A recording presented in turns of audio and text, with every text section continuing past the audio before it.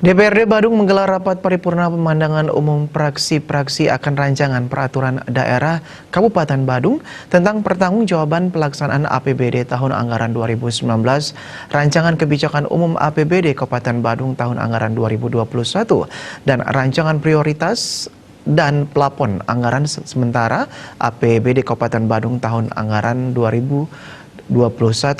Pemirsa, dalam pemandangan umum tersebut semua praksi menerima untuk disahkan dijadikan perda meski terdapat beberapa catatan.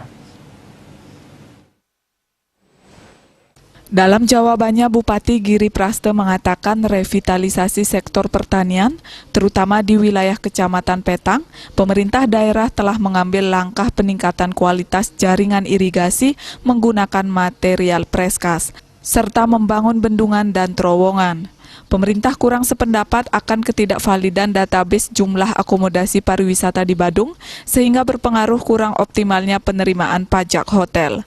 Bahwa pada masing-masing perangkat daerah teknis terkait telah memiliki database yang bersumber dari pencatatan data usaha akomodasi yang memiliki izin serta NPWPD. Pemerintah Badung sepakat dengan saran Dewan untuk mendorong pemerintah pusat melakukan kebijakan travel bubble dengan negara yang berhasil mengontrol virus corona, seperti Cina, Korea Selatan, Jepang, dan Australia. Terkait penanganan persampahan, telah diterbitkan keputusan Bupati tentang pengurangan penggunaan kantong plastik dan pedoman pelaksanaan R3 yang bertujuan mengubah perilaku masyarakat. Menyinggung pembangunan infrastruktur Jalan Lingkar Badung Selatan telah ditindaklanjuti melalui skema kerjasama pemerintah dengan badan usaha atau KPBU. Sedangkan terhadap pelayanan perizinan dengan sistem online yang belum optimal, menurutnya pemerintah senantiasa terbuka terhadap berbagai upaya investasi, tetapi harus mengikuti regulasi yang berlaku, mengingat izin adalah sebuah ketetapan yang memiliki konsekuensi hukum. Nah, terkait dengan pemenangan umum praksi PD Perjuangan, fraksi Badung Gede, dan fraksi Golkar, kami juga ingin menyampaikan sedikit secara lisan kepada kawan-kawan kami di fraksi Golkar.